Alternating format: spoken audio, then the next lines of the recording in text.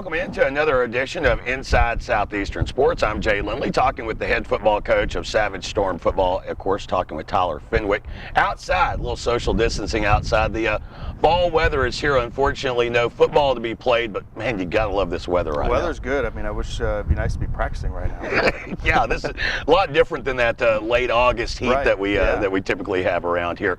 So you and I were started off last week, and here we are in week 2, and one of the things that I think maybe is overlooked a little bit, especially from people outside looking in, I guess the mental pressures of this, not only on coaches but players as well. What's that been like for this group? I mean, obviously a really young group at that. Here they are away from home. They came here to play football, get an education. Well, they're getting one part of that, but they're not getting to play football. How difficult is that for those guys?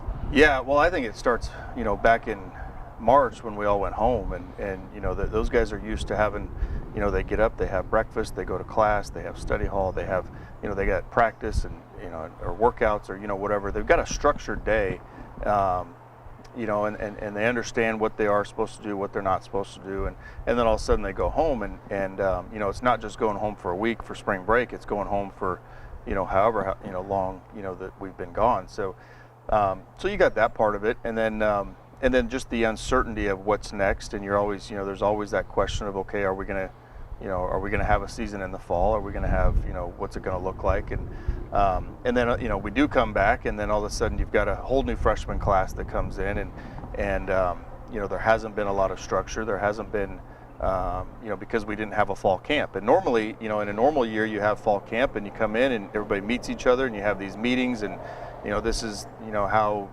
what the standards are and the expectations, and, but really that's just like first day of school, they're just thrown in there, and it's almost like they feel like they're just regular students, and with a PE class that you get to go work out in the weight room, and so you're trying to, play, through the NCAA rules and the changes and the GAC, what we're going to do as a conference, and all the while you're getting all these questions about, what are we going to do, what's going to happen, and nobody has any answers, and I think that just takes a toll, and I think that us as a staff, I think we did a pretty good job of just trying to keep our guys as much informed as we can, and then kind of have some here is what's next. We're going to start our workouts on Monday, and Coach Fear's going to have you in the weight room, and we're going to start working on doing this, and we're going to have this. And last week we had a carnival, which was basically just a fun night, burgers and hot dogs, and playing games. That was just some fun competition, and just to kind of keep guys engaged and keep them busy, and keep them around each other as a team. So. But just mentally, I think it definitely takes a toll. And there was about a week where I was, it was really, it was wearing on everybody. You could just feel it. You could feel it. And but I think now we're kind of more into a routine now. We're back into school. We're in the weight room. Our guys are going to study hall. They're going to class.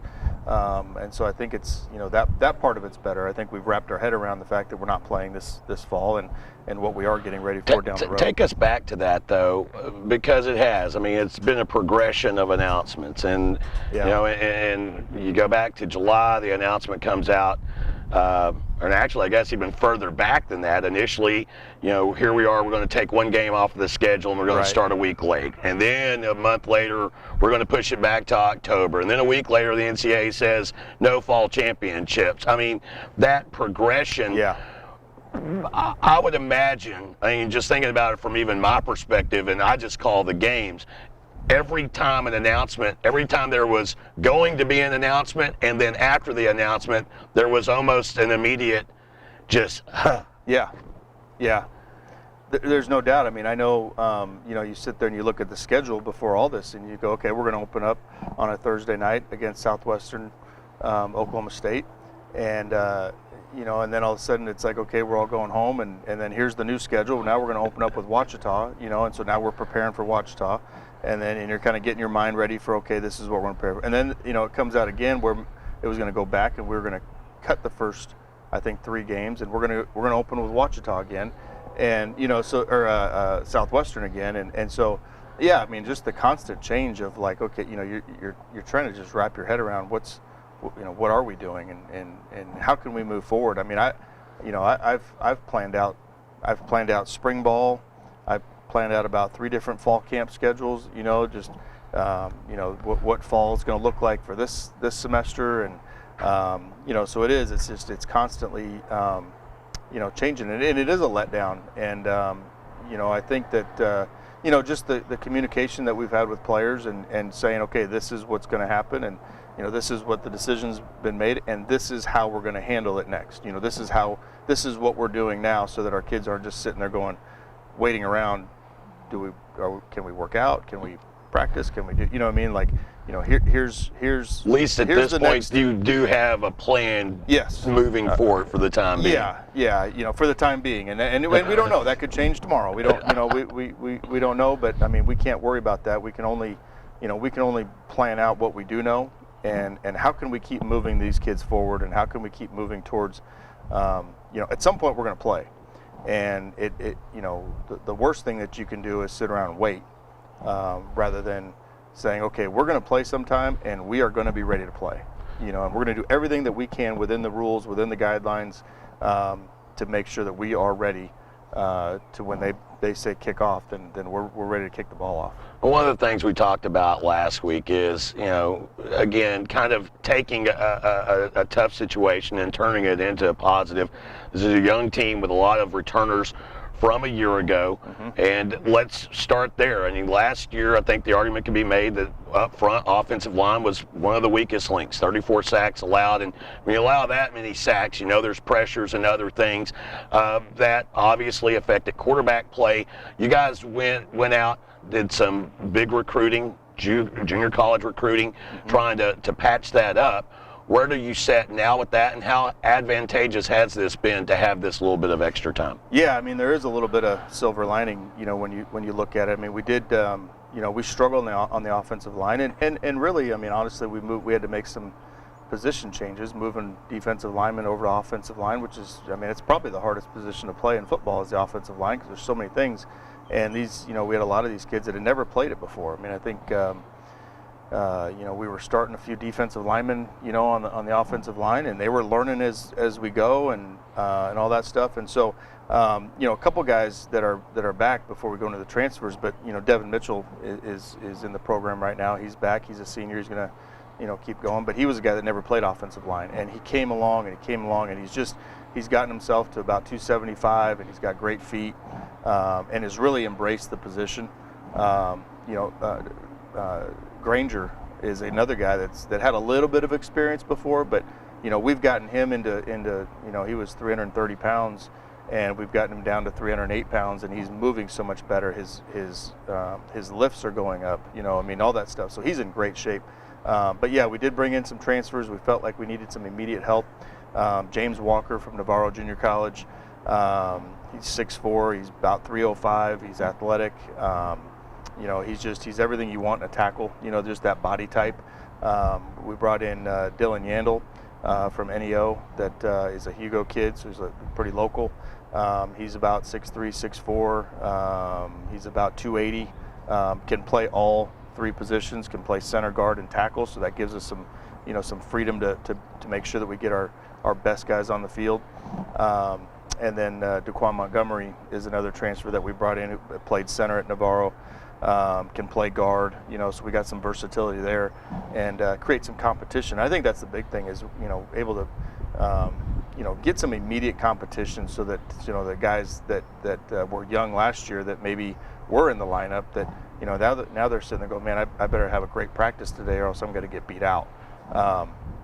And then I think, we brought in a really, really good freshman class, and I think this is where, what we're going through right now is going to help us, because we can now take a year to develop those freshman offensive linemen that need to get in the weight room. When we recruit an offensive lineman, we're looking for a frame.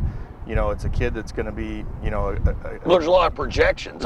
This is Division II. Yeah, you're not getting those 5-star guys going to OU or places like that. You got to look at a kid and go, this guy's going to be able to hold another 30 pounds, and he's going to grow another 2 inches. Yeah, that's it. And that's what it's all about. It's all the development. And I think, we signed some good framed, good looking bodies that, that are going to now have a whole year to be able to develop and go through a bunch of practices and get some experience so that we can add to the guys that, that we had last year that are still developing, because it was still a young offensive line last year. Well, and moving from the offensive side to what, especially whenever you run a 3-4 type scheme, I think the defensive line is always vastly underappreciated, because when you're running a 3-4, really it's designed to clog and allow linebackers to make plays. Mm-hmm. What have been some of the adjustments that you guys have made there personnel wise? On the defensive line, well, we brought in Javen Gardner from Garden City. He's probably 6'2", 6'3". He's 280, 290. Athletic. And one of the things that we liked about him on film is the fact that he was athletic enough in their scheme at Garden City where, he was able to drop into coverage. So now you can take a guy that size and athletically drop him in, drop a defensive lineman, get a different guy into coverage, and just be able to do some versatile things and do some different stuff that we can, continue to add to our scheme that we weren't able to do last year. So that was the one that the one transfer that we brought in as far as the D-line goes. But we brought in a really, really strong freshman class, and I think we've added to a really strong freshman class from last year. Last year we brought in Donald Brownacks, Brian Attore, and then Kevin McMurtry, and those guys have now, we've seen them over a year, the course of a year, that have developed, and our guys are going to push in the lineup and give us some depth. And then this year's freshman class, there's a few guys in this class that are big monster type guys that can add.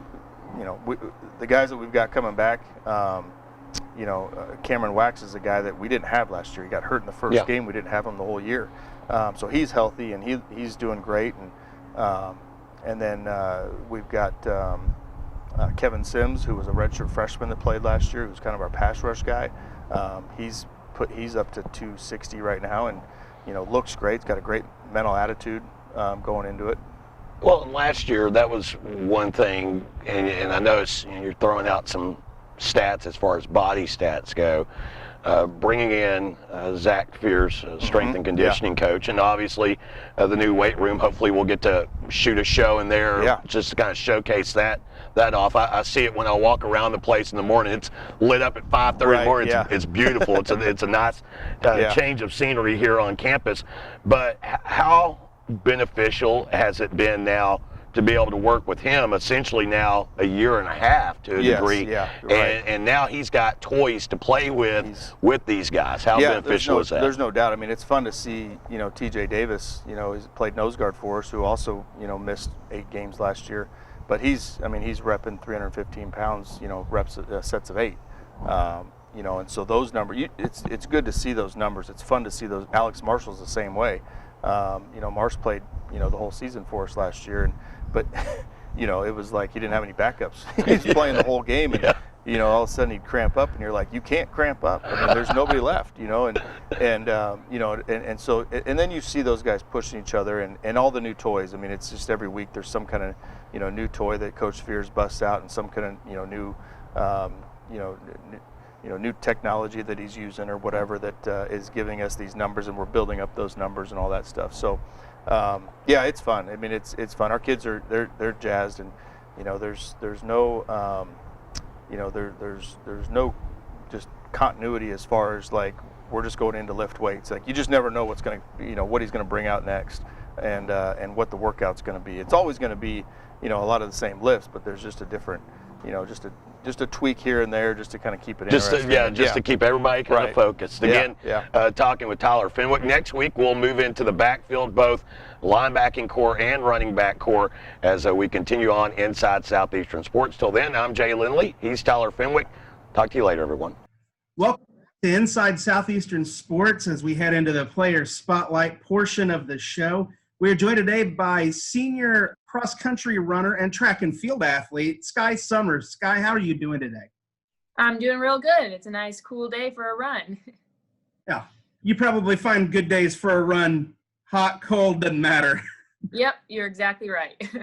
So speaking of getting out to run, let's hop right into the thing that people, are wondering about right now. As a fall sport athlete, you've had your competitions canceled or postponed for the fall.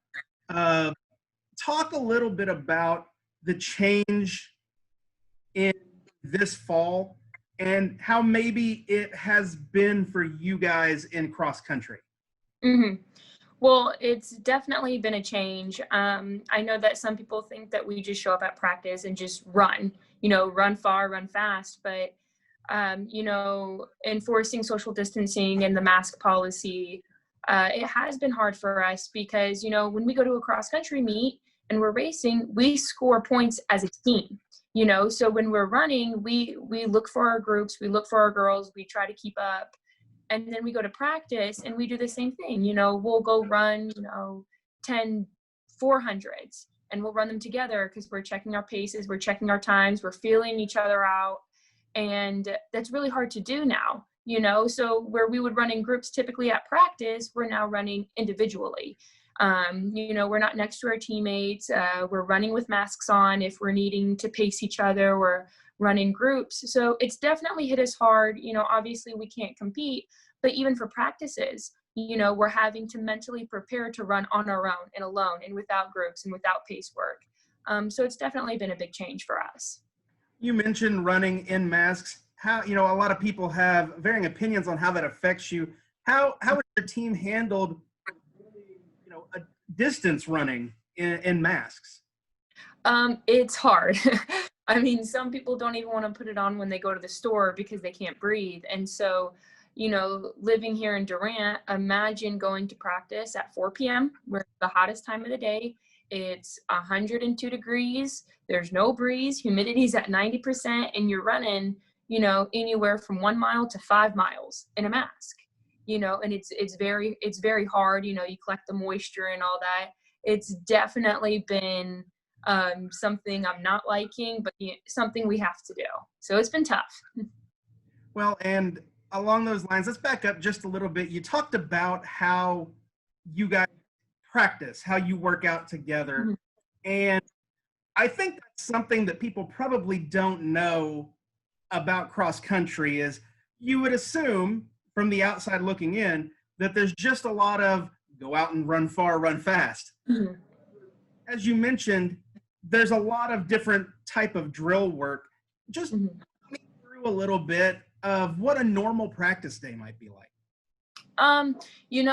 We definitely do have those days where we just get out and we might run anywhere from 5 to 7, 8 miles in a given day. Or we'll have workouts where, we'll show up, we'll do a mile warm up, go through our stretches and all that. And then, we'll go out there and we'll run something like, okay, run 1,000 meters. And, you have a certain time you have to hit. It's not just run in what you can, every rep that we do has a certain time, has a certain distance, has a certain recovery time. So a typical practice can look like, okay, go run 5 1,000s. We'll run 1,000 meters.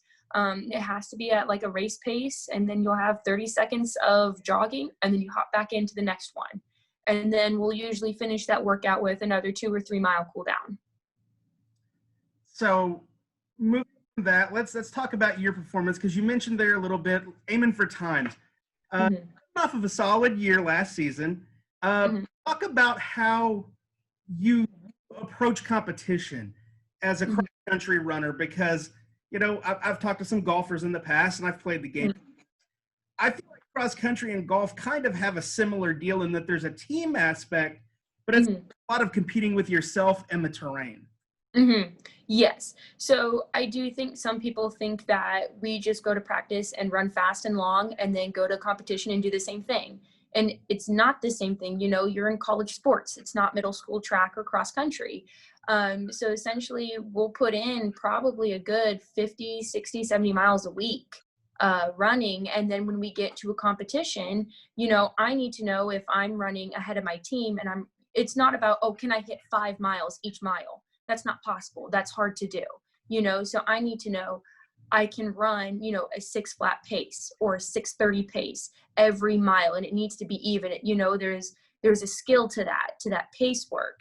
But I also need to know that if I'm running at a certain pace work in the middle of a meet, are the people who's behind me, are they doing what they're supposed to be doing? If they're running 15 seconds slower, I need to know that they're running 15 seconds slower consistently. It's not like we start up on the line and then the gun goes off and then we just take after it, strategically. If someone's behind me and they hit a certain distance mark, they know, okay, I need to move up 5 people or 10 people, or I need to keep this pace. And even a lot of times when we're racing, we'll look at our watch and we're like, hey, I think I need to slow down 5 seconds because my last half mile needs to be 10 seconds faster. So there is a lot of math work to it. I mean, in the middle of a competition, I'm doing math. I'm doing half mile splits. I'm doing quarter mile splits. I'm doing mile splits. And then I'm looking to the girl next to me while they're yelling times out. And I'm like, okay, so I'm off, I'm on. And I'm hoping that 20 people behind me, I got a teammate who's doing the same thing, or 20 people ahead of me, that the teammate who's ahead of me is doing the same thing. It's a lot of math and it's a lot of skill to it. It's tough. What you're saying is there's a little bit more strategy than people. Yes. I've talked to Coach Hare a little bit about that. You talk how team-wise you're based on points, and you run what they call displacers, people who move the numbers down to keep people from finishing higher, so they point. It's a lowest point system. Again, so let's move over. Let's talk about you personally for a little bit. What are you majoring in? Psychology. Now, with a psychology major, what do you hope to do with that? Yeah, so I'm actually hoping to graduate this upcoming spring of 2021. And I kind of do have a small 5-year plan worked out where I am hoping to do a lot of internship work. I know I'm not going to graduate with a full-on salary, but I want to dedicate my future time to actually helping a lot of adolescents and youth that come from at-risk homes. So essentially you can kind of think of it as like Boys Girls Club. I want to create a lot of programs that are for children that are between the ages of like 13 to 18 that keep them off the streets, and also working in prison systems to reduce recidivism rates. So that's when people are sent to prison and they're coming out, how well are they adjusting to society and societal needs? So I'm wanting to do a lot of program implementation for our youth and for juvenile detention centers to, when they get back out on the street, are they staying on the street? Are they going somewhere good? Or are they going back to jail? So that's really what I'm hoping to do. I find a lot of our student athletes who talk about programs like that as they come out of their, were inspired along the way. Was there something that pushed you down that path? Well, essentially when I first came to Southeastern, I wanted to fly, and I was an aviation student, but, flying's got, that bit of money. And so I wasn't able to do it. But I have also seen alcoholism hit my family hard, and I've also had family members in juvenile detention centers. And so I've also lived all over the place. Like right now, technically I'm currently located in Sacramento, California, the capital of California. You definitely deal with a lot of things, and I've lived in a lot of different places that, maybe aren't nice as Durant, and some were nicer than Durant. So I think in my experience of, being here for 21 and a half years, I've seen a lot of things, and I think I'm ready to make changes that are impactful for the next upcoming generation. And I'm excited to do a lot of work because I'm pretty proactive in a lot of program work. So I'm excited. Well, you mentioned having been to a lot of places, lived in a lot of places. Where do you settle? Or do you have a place? So the way I see it is I'm 21, I'm young, I have no tie downs. I am putting in applications all over United States. I've even thought about putting in applications for Norway for a lot of research programs out there. I'm not limited to any place. I'm ready for anything and anywhere. Maybe somewhere with low taxes. Well, Skye, thanks for joining us here on Inside Southeastern Sports. Best of luck the rest of the fall and into the spring. Again, thanks for stopping by. Absolutely. I appreciate it, Matt. Thank you.